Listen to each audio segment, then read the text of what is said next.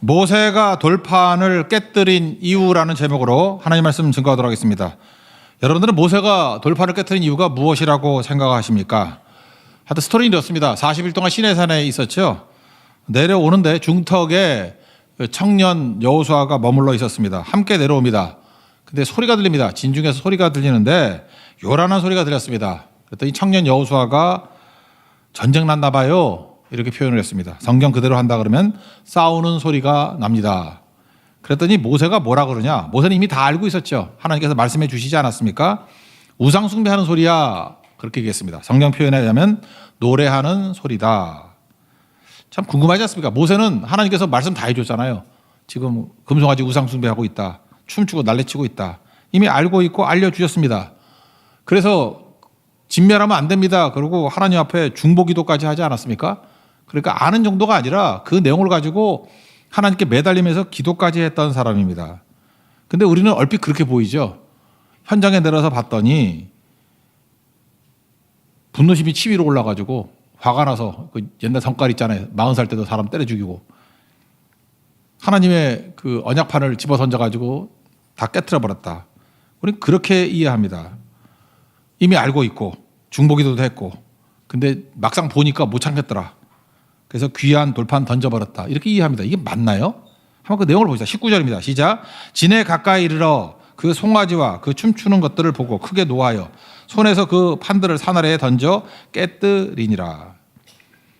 그러니까 결론적으로 얘기하면은 돌판을 깨뜨린 이유가 감정적인 분도 때문이 아니라는 것입니다. 감정에 근거한 것이 아니고 한마디로 얘기해서 이스라엘의 진멸을 막기 위한 의도였다. 이게 맞다라는 것입니다. 왜냐? 하나님이 언약하셨잖아요. 그 어기면은 진멸한다고. 그래서 10절에 나오지 않습니까? 내가 그들에게 진노하고 그들을 진멸하겠다. 내가 너로 큰 나라 만들겠다.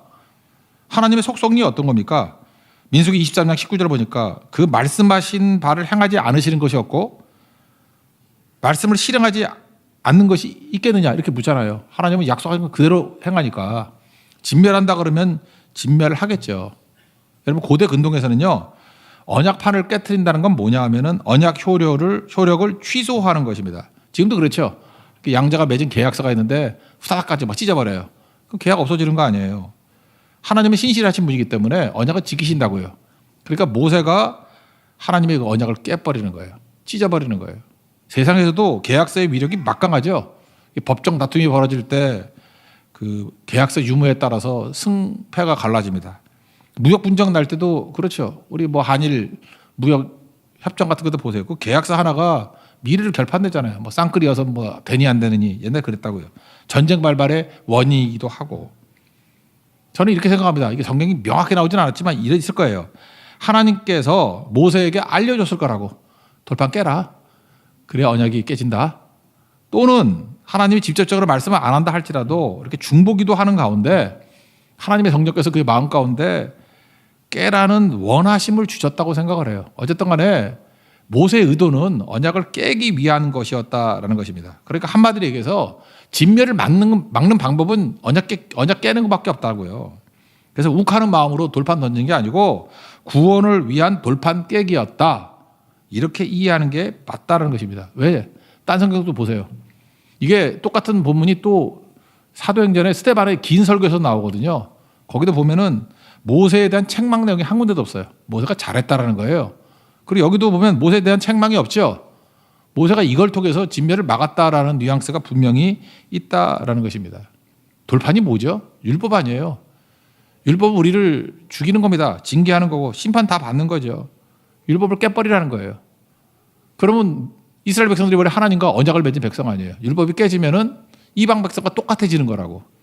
그러니까 진멸도 없지만 당장의 진멸도 없지만 또 동시에 구원도 없는 거죠. 그러니까 목마름이 생기는 거죠. 우리가 이방 백성과 똑같이 돼버렸습니다. 어찌 하겠습니까? 그래서 목마름이 뭐죠? 복음이 필요한 거죠. 율법이 깨지고 복음 대신 예수님에 대한 그리움 이런 것들이 생겨나게 된다는 것입니다. 그래서 예수님이 오셔서 진멸케 된 백성들, 율법으로 말미암아 죽게 된 백성들을 건져 주신다는 거죠. 이거에 대한 해답이 로마서 8장 1절과 2절이라고 생각합니다. 이제 그리스도 예수 안에 있는 자에게는 결코 정죄함이 없다. 그리스도 예수 안에 있는 생명의 성령의 법이 이게 복음이잖아요. 그죠? 이것이 죄와 사망의 법에서 너를 해방하였습니다. 그래서 모세가 할 수 있는 일은 돌판을 깨가지고 진멸을 멈추는 것까지. 근데 예수님이라는 복음이 오셔서 하시는 뭐냐면 생명의 성령의 법으로 우리를 구원하시고 건져주시는 일을 한다라는 것입니다. 여기 전체적인 내용을 보면 모세가 하는 일은 뭐냐면 돌판 깨는 거. 그렇지만 뒤에 보세요. 중보기도 할 때 자기가 속죄는 해야 되는데 속죄하는 능력이 없어요. 왜? 모세도 죄인이니까. 그러니까 더 완벽한 모세가 필요하죠. 그게 제2의 모세 예수님입니다. 그래서 히브리서에는 그분이 예수님이라고 얘기하잖아요. 그리고 또 하나가 뭐예요? 기도하잖아요. 중보기도. 살려달라고. 내 생명을 생명책에서 지워준다 할지라도 살려달라고. 그런데 기도는 할 수 있지만 그렇게 된다라는 효력은 근거가 없잖아요. 이 근거를 만드신 분이 누굽니까? 십자가로 죽으시고 부활하신 우리의 죄를 값을 치르신 예수님만이 그 기도에 효력 있게 만드시는 거죠. 그래서 휘장 찢으신 분이고 지성소를 향해서 하나님 앞에 담대히 나갈 수 있는 새롭고 산 길을 만드신 분이고. 그러니까 이 본문에서 계속 나오는 건 뭐냐 하면은 모세에겐 한계가 있다는 거예요. 돌판 깨는 것밖에 못 하는데 그럼 우리 구원은 어떻게 됩니까? 하는 이 목마름이 있어야 된다고요. 거기서 예수님이 오신다는 거죠. 그래서 신명기에 가면 18장 15절에 모세 다음에 그 후손 가운데 모세 같은 선지자가 온다는 거예요. 그것을 신학에서는 그 선지자, 그래서 영어로는 대문자로 써요. The prophet. 그 선지자가 온다는 거예요. 그 선지자가 오면은 모세가 불완전하게 했던 것들을 완성시켜 줄 것이다. 그래서 The prophet을 메시아로 기다리고 있었습니다. 메시아가 오시면 해결해 준다. 신명기 18장 15절 내용이 이렇습니다. 내 하나님 여호와께서 너희 가운데 내 형제 중에서 너를 위하여 나와 같은 선지자 하나를 일으키시니 너희는 그의 말을 들을지니라. 그분이 오셔서 속죄와 구원을 이루어 주신다는 것입니다. 그래서 한마디로 요약하면 모세가 돌판을 던져서 깨트려버린 이유는 율법을 깬 거죠. 진멸을 깨버리고 이제 장차 오실 예수님을 기다리게 만드는 그런 메시지가 숨겨져 있다는 것입니다. 이걸 붙들어야 된다는 거예요. 그래야 그 뒷부분의 내용들이 쭉 설명이 됩니다. 그러고 난 다음에 그 다음에 했던 일이 뭐냐 이거죠. 죄를 인정하게 만드는 작업을 하다는 거예요. 20절부터 29절 내용입니다. 여러분 로마서에서 배웠지만 율법의 역할이 뭐죠? 로마서 3장 20절 보니까 율법으로는 죄를 깨달음이니라. 그러니까 의사들 표현에 의하면 율법은 진단하고 똑같습니다. 이 사람이 뭐 동맥경화다, 이 사람이 뭐 암이다, 뭐 이 사람이 어떤 거다 진단하는 거죠. 진단했다고 낫는 건 아니죠. 병한다고 다 낫습니까? 그럼 불치병 같은 건 어떻게 되는 거예요? 진단을 할 수 있죠. 이건 무슨 병이다. 그게 율법이에요. 복음은 뭐죠? 예수님이 복음인데 치료하는 겁니다. 고쳐주는 거예요. 그러니까 율법은 우리가 죄인이라는 걸 알려주는 거예요. 너 죽을 죄인이야. 그럼 우리 어찌합니까? 그러니까 예수님이 필요한 거죠. 치료하시고 구원하시는 예수님이 필요하다라는 것입니다. 그럼 이렇게 치료받기 위해서 제일 먼저 필요한 게 뭐예요? 내가 죄인이라는 것을 인정하고 내가 병자라는 것을 인정하는 거죠. 그래서 예수님 맨날 그런 얘기 했잖아요. 건강한 자에게는 의사가 필요 없고 병든 자에게는 의사가 필요하다. 그러니까 병들었다고 선언해야 된다는 거죠. 그거와 대비시켜서 뭐라 그래요? 내가 의인을 위해서 온 게 아니라 죄인을 위해서 왔다고. 죄인을 구원하기 위해서 왔다고. 그러니까 스스로 의인이라 그런 사람은 예수님 소용없다는 거죠. 내가 죄인입니다. 나를 불쌍히 여겨 주십시오. 그럴 때 건지받아야 된다는 것입니다. 오늘 칼럼에도 나오지만 피해자 의식과 죄인 의식 이게 중요한 건데 마귀는요 음흉하게 우리에게 다가와가지고 함정을 팝니다. 그게 뭐냐? 피해자라고 느끼게 만드는 거예요. 우리가 분명히 죄인인데 같이 잘못했는데 자기를 피해자라고 인식하게 만든다는 것입니다. 그럼 피해자 의식의 치명적인 약점이 뭐예요? 회개가 안 된다는 것입니다. 내가 피해자라는 인식을 갖는 그동안에 피해자니까 잘못이 없잖아요. 피해자니까 당한 거 아니에요. 당한 거. 그러니까 피해자니까 보상을 받아야 되는 거죠. 근데 보상도 없어. 그러면 억울하고 원통하고 섭섭하고 그런 거죠. 그래서 많은 사람들이 자기가 죄인인데도 불구하고 피해자라고 생각을 해요. 그래서 억울하대, 원통하대, 섭섭하대 뭔가 불만 가득해 있어요. 왜? 피해자이기 때문에. 근데 명확히 깨달으라는 것입니다. 우리는 죄인이라는 거죠. 죄인이라 그래야 사죄하시는 예수님 만날 수 있다고요. 병자라 그래야 치유하시는 예수님 만날 수 있다는 것입니다. 오늘 정경공부 교재가 그 열왕기상 16장 29절부터 34절까지 나오는 아하방 이야기입니다. 아하방이 이제 데뷔하는 이야기예요. 근데 아합이 왜 나쁜 사람이냐 하면은 아합은 말씀을 잊어버리게 만든 대표적인 사람이에요. 그걸 우상이라 그러는데 우리가 사는 길은 두 가지 길이 있습니다. 말씀 중심의 삶이 있고 우상 숭배의 삶이 있어요. 근데 말씀이 사라지면 우상 숭배가 된다고요. 그러면 우상 숭배의 삶을 열어준 게 아합인데 그래서 아합이 굉장히 악한 왕이에요. 그러면 우상의 특징이 뭐냐? 세 가지예요. 현재적인 것, 두 번째 물질적인 것, 세 번째 보이는 것. 이게 우상입니다. 그래서 우상 숭배하는 사람들을 보면 항상 현재밖에 몰라요. 미래는 없어요. 지금 잘 되면 다예요. 그리고 물질입니다. 뭐 영적인 세계 이런 거는 뭐 개나 줘버려 그래요.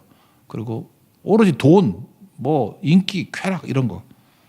그다음에 보이는 것이에요. 안 보이는 건 가치를 두지 않습니다. 보이는 게 다예요. 보이는 게. 이게 우상이에요. 반면에 말씀은 어떻습니까? 말씀은 현재가 아니라 미래적인 것. 종말, 끝이 좋은 거죠. 그리고 물질이 아니라 영적인 거. 영적인 세계가 훨씬 더 강력한 세계가 본질이다. 그리고 보이는 것은 보이지 않는 것에서부터 뿌리가 나온 거다. 그래서 본질은 보이지 않는 것에서 다 나오는 것이다. 이게 말씀이라는 것입니다. 말씀 중심적인 신앙의 특징이 뭐예요?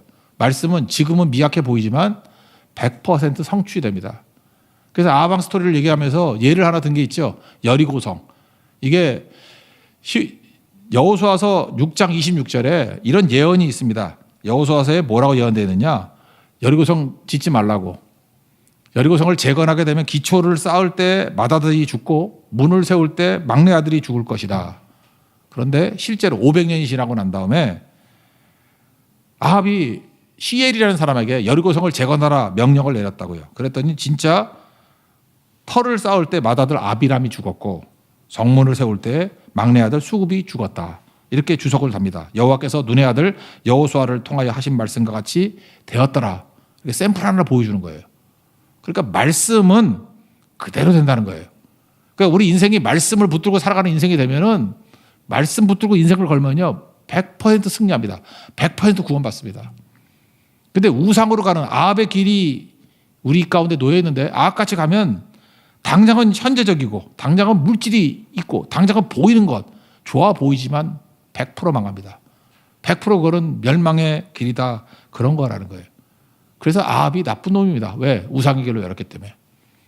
오늘 지금 우상 얘기인데 우상이 뭐냐 이거에 대한 정의가 우리 신앙생활에서 너무너무 중요하다는 거예요. 우상이 뭐냐. 이계명이죠. 너희를 위하여 우상을 만들지 말라. 이거에 관해서 캐톨릭과 또 하나는 개신교가 루터교라고 있죠. 루터교가 같은 생각을 갖고 있고 개신교가 또 하나의 생각을 갖고 있어요. 그래서 그냥 루터교는 빼고 캐톨릭과 개신교의 두 가지 견해가 있어요. 첫 번째 캐톨릭은 뭐냐 하면은 일계명이 뭐였어요? 나 외에 다른 신을 두지 말라죠. 근데 외를 앞에라고 번역할 수 있다고 그랬죠. 그래서 우리 교회는 그렇게 보자 그랬잖아요. 내 앞에 하나님만 두라. 어쨌든 1계명은 하나님만 믿으라는 거죠. 1계명. 2계명이 뭐예요? 우상 만들지 말라. 근데 캐톨릭은요. 1계명과 2계명이 하나로 묶여 있습니다. 하나로 묶여 있어요. 우리 교회는 참 특이한 게 지난번에도 우리 세례를 줄 때 보니까 세례자의 과반수 넘게가 캐톨릭에서 오신 분들이에요. 제가 신부같이 생겼습니까? 우리 교회는 캐톨릭 출신이 되게 많아요. 그래서 이거 아실 거예요. 캐톨릭은 1계명과 2계명이 1계명이에요. 그러니까 나 외에 다른 신을 두지 말라, 우상을 만들지 말라가 1계명이라고. 그러면 9개밖에 안 되잖아요. 그래서 마지막 10번째 계명을 쪼갰어요. 이웃의 아내를 탐하지 말라 9, 이웃의 소유를 탐하지 말라 10. 그래서 10번째로 쪼갠 거예요. 이게 왜 중요하냐 하면 이런 겁니다. 캐톨릭적인 시각에 의하면 우상이란 게 뭐냐 이런 거예요. 내가 하나님을 믿죠. 그러니까 우리 크리스찬이라고 합시다. 크리스찬이에요. 예수님을 믿어요. 믿으면 우상 숭배할 가능성은 없다라는 거예요. 그게 무슨 뜻이냐 하면은 우상은 다른 신을 의미해요. 그러다가 예수님 믿잖아요. 그러니까 다른 신 섬기는 게 우상인데 다른 신을 섬길 리가 없잖아. 그러니까 이게 뭉쳐져 있는 거라고. 내가 예수님 믿어. 그러면 우상 숭배 안 하는 거예요. 뭔 짓을 해도. 그러니까 이걸 어떻게 이해하느냐 하면 그래서 캐톨릭에서 좋아하는 게 뭐냐 하면은 일단 내가 예수님을 믿는다 그러면 무슨 일을 해도 다 합법적인 거예요. 그래서 캐톨릭이 많은 게 뭡니까? 성화, 성물, 성상. 이런 걸 우상으로 여기지 않아.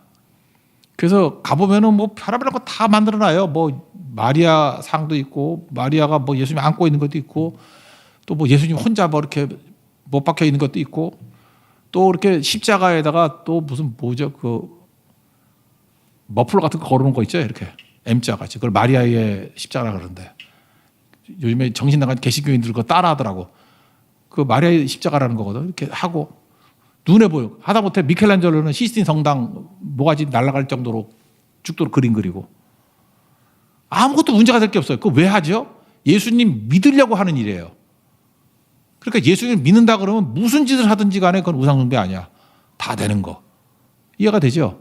그런 관점을 가지고 있다고. 그러니까 성경에 나오는 우상숭배하지 말라라는 얘기는 크리스찬들에게는 해당되는 얘기가 아니야. 왜? 내가 예수님 믿는데 무슨 우상숭배를 해? 우상은 다른 신 믿는 거를 우상이라 그러는데, 아주 간단해요. 그래서 예수님 믿고 하나님 섬기고 그러면 무슨 일을 하든지 간에 다 용납이 되는 거예요. 이게 확대 해석돼서 20세기에 예수님의 어머니 마리아가 죄가 없대. 그래서 마리아 무죄설이 나왔고 20세기 나온 거예요. 그다음 교황 무호설, 교황은 오류가 없대. 그리고 최근에 나온 건 뭐냐면은 종교다원주의라 그러죠. 기독교 밖에도 구원이 있다. 아, 저렇게 착하게 산 사람이 지옥 갈 리가 있냐. 이순신 장군이 지옥 갈 리가 있냐. 천국 갔지. 세종대왕이 지옥 갈 리가 있냐. 천국 갔지. 뭐 이런 식이에요. 다른 종교도 잘 믿으면 천국 간다. 그게 왜 그러냐. 혹시 그게 틀렸다 할지라도 우리는 하나님 믿는 사람이기 때문에 그 정도는 주님이 봐줄 거야 라고 하는, 그렇게 말은 안 하지만 그런 전제가 깔려 있는 거라고요. 그러니까 되게 개방적인 것 같이 보이고 뭐 포용적인 것 같이 보이죠. 근데 그게 진리인가? 아니라는 거예요. 그러면 종교개혁자들이 믿는 믿음은 뭐냐? 지금 우리가 믿는 거예요. 저는 개신교 목사를 그런지 모르지만 이게 진리죠. 1계명과 2계명이 따로따로 있는 거예요. 1계명이 뭐예요? 하나님만 섬겨라. 됐죠? 우리 하나님 섬겨. 예수님만 믿어요. 2계명이 뭐예요? 너를 위하여 우상을 숭배하지 말라. 그러니까 우상이 불신자들만의 문제가 아니라 크리스찬에게도 해당되는 문제라고. 하나님과 세상을 겸하여 섬기는 것을 우상숭배라고 한다고. 우리 하나님 믿잖아요. 우리 우상의 특징이 뭐라 그래서요? 현재, 물질, 보이는 것 그랬죠. 예수 믿으면서 현재에만 관심 갖잖아요. 그거 기복신앙이라고 그러잖아. 그거 잘못된 거라고 우리 얘기하잖아. 그게 우상이라고. 현재, 그러면서 물질만 따져요. 돈에. 그럼 같이 섬기는 거잖아요. 이걸 우상이라 그래. 그 다음에 눈에 보이는 것, 추구하는 것, 그거 우상이라 그런다니까요. 그러니까 우상숭배의 문제가 크리스찬의 문제가 되는 거라고요. 우리가 회개. 그러니까 예수님도 그런 말씀하셨잖아요. 내가 하나님과 재물을 겸하여 섬길 수 없느니라. 이스라엘 백성들이 한 번도 하나님 섬기지 않는다고 말한 적이 없어요. 하나님도 섬기고 바알도 섬기고. 이걸 신학에서 뭐라 그러냐? 혼합주의라 그래요. 영어로는 syncretism. 이게 우상숭배라는 거예요. 그러니까 우상숭배 문제가 우리 문제죠. 여러분 성경을 보면은 열왕기상 16장, 17장 뭐 계속 쭉 나가요. 아방 얘기가 굉장히 길다고. 그럼 캐톨릭적인 시각은 어떤 겁니까? 그냥 비난하고 공격하면 끝이에요. 왜? 우리는 우상숭배 안 하니까. 근데 우리는 아합의 카운터파트가 엘리야 선지자잖아요. 거기서 누구와 우리를 동일시해야 되냐? 우리도 아합입니다. 내가 아합입니다. 나도 우상숭배합니다. 하나님 섬긴다 그러면서 딴짓하고 있습니다. 그게 우리 이야기가 된다고요. 성경 보는 시각이 다른 거죠. 우리도 우상숭배한다고. 우상은 하나님도 섬기고 딴 것도 섬기는 그런 이야기다. 뭐 그런 얘기가 되는 것입니다. 그래서 요한일서 2장 10절 보니까 육신의 정욕과 안목의 정욕과 이생의 자랑, 이건 아버지께로 온 것이 아니라 다 세상으로부터 온 것이다. 이게 우상숭배라는 거예요. 그러니까 회개할 수 있겠죠. 저는 이게 가능하다고 해요. 우리가 죄인이라는 인식이 있어야만 회개가 되잖아요. 내가 하나님 섬기면서 우상 섬겼습니다. 그래야 회개가 된다는 것입니다. 그래서 이 내용은 우상숭배 얘기 나오면서 우상숭배 했다는 것을 인정하라는 거예요. 죄인이라는 걸 인정하라는 게 그 다음 스토리로 나오게 된다는 것입니다. 이거 인식 없으면은 피해자밖에 안 돼요. 나 피해자야. 회개가 안 돼요. 그러니까 베드로 같은 고백을 해야죠. 예수님의 영광 보고 난 다음에 나는 죄인입니다. 나를 따라서서 나를 불쌍히 여겨 주옵소서. 그 순서로 가야 된다는 것입니다. 그래서 첫 단계가 뭐예요? 죄를 인정하는 거. 그래서 그 다음 나오는 스토리가 뭐예요? 모세가 이스라엘 백성들에게 죄를 인정하게 만드는 작업들을 합니다. 먼저 금송아지를 갖고 와서 불태워가지고 가루를 만들어 버려요. 그러고 난 다음에 물에 뿌려가지고 일로 와. 그래서 차례차례 마시게 만들었어요. 중금속 중독되게 만드는 거예요. 재밌죠? 이거 무슨 얘기예요? 금송아지를 가루로 만들어 봤다는 얘기가 뭐냐? 금송아지가 아무것도 아니다. 그것도 메시지야. 우상이 니네들이 하나님이라는 거 아무것도 아니야. 봐. 가루가 돼버리고 해도 꼼짝 못하지. 이거 아무것도 아니야. 그 메시지가 있고, 또 하나는 왜 그거 가루로 만들어서 마시게 만들었어요? 죄를 인정하고 깨달으라는 거예요. 너희들의 죄를 인식하고 인정하고 나 죄인입니다 하는 그런 모습으로 나오라는 거예요. 핑계 논리, 회피 논리 갖지 말라는 거죠. 한번 읽어봅시다. 20절입니다. 시작. 모세가 그들이 만든 송아지를 가져다가 불살라 부수어 가루를 만들어 물에 뿌려 이스라엘 자손에게 마시게 하시니라. 그러면서 샘플로 한 사람 넣은 게 아론이죠. 아론이 지도자였잖아요. 아론을 불러가지고 너 왜 그랬니? 그랬더니 변명으로 일관하죠. 회개를 안 해요. 이 아론도. 아론의 논리가 참 대단하네. 아니 당신이 안 내려와가지고 백성들이 난리 쳐가지고요. 그냥 금을 갖고 오라 그랬더니 금을 갖고 와서 나는 다만 불에 던지기만 했대. 그랬더니 송아지가 나왔대. 이게 웬 기적이야? 그냥 금을 던지면 송아지가 나와요? 이게 기적 아니야 기적. 이게 말도 안 되는 얘기를 하고 있다. 읽어보세요. 24절 시작. 내가 그들에게 이르기를 금이 있는 자는 빼내라 한즉 그들이 그것을 내게로 가져왔기로 내가 불에 던졌더니 이 송아지가 나왔나이다. 그러니까 아론이 회개했다는 겁니까? 안 했다는 겁니까? 안 했다는 거죠. 변명하고 있잖아요. 자기도 일종의 피해자같이 얘기하고 있잖아 지금. 백성의 압력 때문에 할 수 없이 그런 거지. 뭐 내가 뭘 잘못했어요. 여러분 그래서 죄가 뭐냐. 근본적인 죄에 대한 정의가 나와요. 금송아지 만든 것도 아니고 살인한 것도 아니고 간음한 것도 아니고. 시작에 바리새인 보십시오. 바리새인이 뭐 우상을 만들었어요. 살인을 했어요. 간음을 했어요. 정한주법 잘 지켰죠. 죄란 뭐냐. 믿지 않는 거예요. 예수님을 나의 구주로 영접하지 않는 거예요. 죄를 인정하지 않는 거라고. 죄를 인정해야 예수님을 죄 사하는 구세주로 인정을 하는 거죠. 영접을 하는 거죠. 죄인이 아닌데, 병자가 아닌데 의사가 왜 필요해? 죄인이 아닌데 죄를 사해 주시는 예수님이 왜 필요해? 구원자가 왜 필요하냐고. 그거 필요 없다 그러는 게 죄라고요. 그러니까 계속해서 변명하면서 나는 피해자다. 나는 문제가 없다. 그게 죄라고요. 그래서 죽는 거라고요. 그러므로 육체적인 죽음이 아니라 영원한 죽음이 있죠. 칼 때문에 죽고 기근 때문에 죽고 불 때문에 죽는 거 아닙니다. 믿지 않아서 죽는 겁니다. 영접하지 않아서 죽는 거예요. 오늘도 이 시간에 여러분들 이런 은혜가 임하기를 원해요. 나는 죄인입니다. 내가 우상 숭배했습니다. 나 하나님 떠났습니다. 나를 불쌍히 여겨 주십시오. 그 고백부터 시작이 된다는 거예요. 그때 구원의 역사와 치유의 역사와 새로운 길이 열리는 능력이 나타나게 된다는 것입니다. 지금 여기 3,000명 죽이는 얘기가 나오죠. 뭐 하나님이 이렇게 사람 죽이나 그러는데 내용이 이거예요. 여기 25절 보니까 방자히 행했다라는 게 나오죠. 방자히 행했다는 게 뭐냐면 NLT 같은 데 보면요. out of control로 돼 있어요. 방자함. 그러니까 모세가 와가지고 너희들이 우상 숭배했지. 죄인됨을 인정해. 그랬더니 사람들이 막 대들었는가 봐. 뭐 때문에 하면서 우리가 뭘 잘못했다고. 그러면서 막 그렇게 시위하고 막 삿대질하고 덤비고 막 그런 거 있잖아요. 수로 모여가지고 그런 거 있잖아요. 뭐 소요 사태 일으키고 우리가 뭘 잘못했는데 네가 뭔데 뭐 삿대질하고 그러는 거. 그거라고. 그게 방자야. out of control. 모세의 말씀 중심적인 사역이 컨트롤이 안 되는 거야. out of control. 방자행했다는 거예요. 그래서 어떻게 했죠? 모세가 회개를 안 하는 백성들에게 여호와 편에 있는 자들은 내게로 오라. 그때 레위 자손이 와가지고 3,000명을 죽여버린 거예요. 왜? 그거는 암적인 존재죠. 회개를 가로막고 있는, 회개를 못하게 만드는 세력이었다는 것입니다. 그게 그 내용이에요. 읽어봅시다. 25, 26절입니다. 시작. 모세가 본즉 백성이 방자하니 이는 아론이 그들을 방자하게 하여 원수에게 조롱거리가 되게 하였습니다. 이에 모세가 진문에 서서 이르되 누구든지 여호와의 편에 있는 자는 내게로 나오라 하매 레위 자손이 다 모여 그에게로 가는지라. 그래서 이제 죄인됨을 인정하게 된 거죠. 이 사람들은 없어지고 나머지는 이제 죄인들까지 인정을 한 거예요. 이제 그 다음에 2차로 중보기도를 하기 시작합니다. 그게 30절부터 35절까지예요. 모세가 했던 얘기가 뭐예요?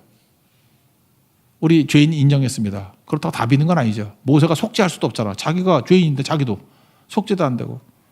그러니까 그가 했던 기도가 뭐예요? 불쌍히 여겨주소서. 이게 헬라어로는 스프랑크 니조마이라 그랬죠. 불쌍히 여겨달라고 그러면 기적이 나타났다고. 이게 구약 단어는 뭐야? 라함이에요. 라함. 긍휼. 긍휼히 여겨주세요. mercy on me. 불쌍히 여겨주세요. 긍휼히 여겨주세요. 그래서 여러분들 예레미야 애가 3장에도 봤잖아요. 우리가 구원받을 근거가 뭐예요? 여호와의 인자와 긍휼. 인자는 헤세드, unfeigned love, 실패하지 않은 사랑. 또 하나 뭘 붙들고 기도를 해요? 긍휼, 라함. 라함이요, 라함. 불쌍히 여겨주시는 힘. 하나님 은혜를 구하는 기도를 드리고 있습니다. 그러면서 이렇게 얘기해요. 주님, 이 백성 살려야 되는데 뭐 대신 죽어야 되잖아요. 그러니까 내세울 게 없으니까 궁색하게 자기를 얘기한다고. 나를 생명책에서 지워준다 할지라도 건져달라고. 자기도 이게 안 되는지 알아. 모세가 죽는다고 이스라엘 백성이 구원받아요? 모세가 뭔데? 자기도 죄인인데. 죽을 놈 죽이는 건데. 그거 하면서도 막 발버둥 치는 거라고. 근데 이 일을 대신했던 분이 있죠. 그분이 예수님이라고. 그래서 모세의 기도하고 비스무리한 게 스데반의 기도잖아. 스데반도 죽을 때 저들의 죄를 용서해달라 그러잖아요. 근데 스데반의 기도는 힘이 있어서 왜? 예수님을 구하잖아요. 예수님의 대속의 능력으로 저들을 사해달라고. 가능하죠. 모세는 어때요? 자기 생명을 지어달라 그래도 답답한 거야. 이게 기도 효력이 나타날지 안 나타날지를 메시아에 대한 그리움이죠. 목마름. 예수님이 오셔서 이걸 해결해 준다. 그런 얘기입니다. 예수에 대한 갈망이에요. 우리가 복음이 있죠. 결국은 예수님이 우리에게 은혜 주십니다. 믿습니까? 건져주셔요. 그걸 믿습니까? 큰 내용이에요. 오늘 30절부터 32절까지 답답함을 읽어봅시다. 시작. 이튿날 모세가 백성에게 이르되 너희가 큰 죄를 범하였도다. 내가 이제 여호와께로 올라가노니 혹 너희를 위하여 속죄가 될까 하노라 하고 모세가 여호와께로 다시 나아가 여짜오되 슬프도소이다. 이 백성이 자기들을 위하여 금실을 만들어 싸우니 큰 죄를 범하였나이다. 그러나 이제 그들의 죄를 사시옵소서. 그렇지 아니하시면 오라건대 주께서 기록하신 책에서 내 이름을 지워 주옵소서. 그러니까 복음인 예수님이 오셔야 된다고요. 예수님이 오셔야 이게 해결이 되는 거죠. 그렇지 않으면 아무것도 안 되는 거죠. 여러분, 우리가 죄인됨을 인정해야 됩니다. 그리고 우리가 우상숭배라는 걸 인정을 해야 돼요. 그죠? 우상이 뭐라고요? 현재, 물질, 보이는 것. 우리 그러고 살잖아요. 죄인입니다. 불쌍히 해주세요. 은혜로 덮어주세요. 여러분, 그 우상숭배하지 말라는 구절이 출애굽기 20장 4, 5, 6절인데 6절 마지막에 이런 게 나와요. 나를 사랑하고 내 계명을 지키는 자에게는 1000대까지 은혜를 베푼다. 한 세대를 30년 잡으면 1000세대면 1000대면은 3000년이에요. 여기 있는 형제가 지금 예수를 믿잖아요. 믿으면 그 후손들이 3000년 동안 복을 받았대. 그러니까 이게 어마어마한 거죠. 그 길을 누가 이루셨어요? 예수님이. 제가 차라기도 왔을 때도 그런 말씀을 증거했는데 근데 기도하는 가운데 여기서 인물이 막 나올 것 같더라고. 여기서 뭐 세계를 움직이고 미래를 움직일 수 있는 사람이 한 뭐 수십 명 나올 것 같다고 생각이 들더라고요. 왜 그렇습니까? 하나님께서 은혜를 부어주시면요. 그 모여있는 곳에 하나님께서 그냥 집중적 은혜로 시대를 바꾸는 인물을 만들어버린다고. 여러분 산삼 얘기가 똑같아요. 산삼 캐보셨어요? 산삼 캐다 보면 산삼 하나 발견하잖아요. 산삼은 여기저기 한 뿌리씩 발견되는 게 아니래요. 산삼 발견된 그 주위 반경 몇 미터 안에 다 모여있대요. 산삼은 모여있습니다. 영적 산삼들도 그래요. 모여있는 거라고. 여러분들은 우리 교회 잘 된다고 생각합니다. 여기서 인물이 나온다고 생각해요. 왜? 우리 말씀 붙들거든요. 여리고성에 대한 예언이 500년이 지났지만 됐습니까? 그대로 이루어졌죠. 말씀 붙드는 자는 반드시 미래가 있고 말씀 붙드는 자는 반드시 영적인 생명이 있고요. 말씀 붙드는 자는 반드시 구원이 있습니다. 우상은 어때요? 현재, 물질, 보이는 것 망해요. 말씀 붙들면 승리한다고요. 잘 보세요. 그 르네상스 시대 때 보면은 신기한 게 레오나르도 다빈치 엄청나잖아요. 라파엘로 뭐 엄청나지 않습니까? 미켈란젤로 이게 다 동시대 사람들이에요. 다 얼굴 아는 사람들이라고. 어떻게 이렇게 몰려 있어요? 그렇다고. 하나님이 준비하는 사람들이 이렇게 몰려 있어요. 몰려 있게 되는 거라고. 그것뿐만 아니라 우리 한번 그 영적인 세계를 놓고 보다 보면 18세기 영국의 대학생들이 옥스퍼드 대학생들 그들이 하나님 잘 믿고 시대를 바꾸자. 그래서 클럽을 만들었어요. 홀리 클럽. 홀리 클럽. 거기 멤버가 누구였느냐? 찰스 웨슬리, 존 웨슬리, 그 다음에 조지 피필드 이런 사람들이 다 자기 친구들이에요. 친구들. 찰스 웨슬리는 찬송가의 아버지 아니에요. 영국에서 부르는 찬송가의 반을 찰스 웨슬리가 다 작사했대. 그리고 존 웨슬리는 알죠? 존 웨슬리 누구예요? 그 감리교 창시자 아니에요. 그러면서 존 웨슬리가 했던 얘기가 뭡니까? 이 전도 시작한 사람이 이 사람이 전도. 당시에는 교회가 어땠느냐면요. 답답해가지고 페리시라 그래가지고 교구를 정해놨어. 교구를 정해놓고 여기는 어떤 목사 영역, 여기는 어떤 목사 영역. 그래서 전도도 그 영역 아래서만 해야 돼. 근데 항상 이렇게 훌륭한 목사도 있지만 이게 논팽이들 있잖아요. 전도도 안 하고. 그러니까 저하네스가 너무 답답하니까 그 광부들이 있는데 가가지고 막 전도하고 그랬다. 그랬더니 막 부흥이 일어나고 사람들이 죽었던 사람이 살아나고 해요. 그럼 좋아해야 될 거 아니에요. 근데 광부가 있는 그쪽에 있던 담당 교구 목사가 왜 내 영역에 들어와서 전도해 이랬다고.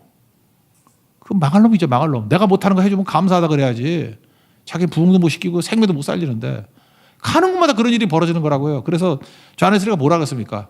세계가 나의 교구다. 그게 선교 메시지가 아니에요. 하도 열받아가지고 여기도 내 교구 하니까 교구가 어딨냐. 개나 줘버려. 그 얘기라고. 나는 교구에 관계없이 가서 복음 증거하겠다. 세계가 나의 교구다. 세계가 다 나의 전도지다. 그랬다고요.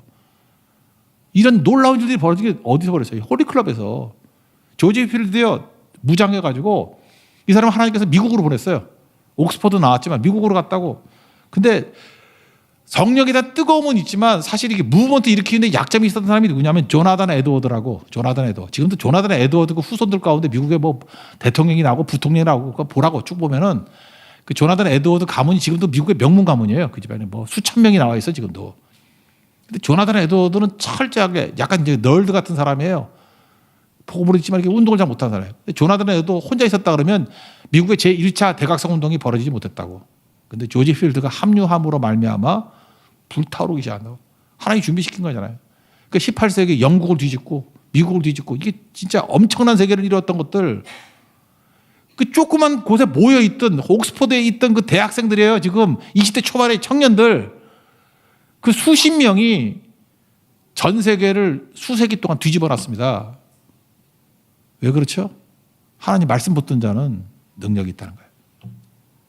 여러분 말씀에 인생을 거십시오. 그러면 분명히 엄청난 일들이 벌어집니다. 오늘 그 얘기를 하고 있어요. 오늘도 말씀으로 말미암아 승리하는 하나님의 거룩한 종 되기를 축원합니다. 자리에서 일어나겠습니다. 주님의 선하심 찬양하겠습니다. 끝을 좋게 하시고 최종 승리를 주시는 하나님입니다.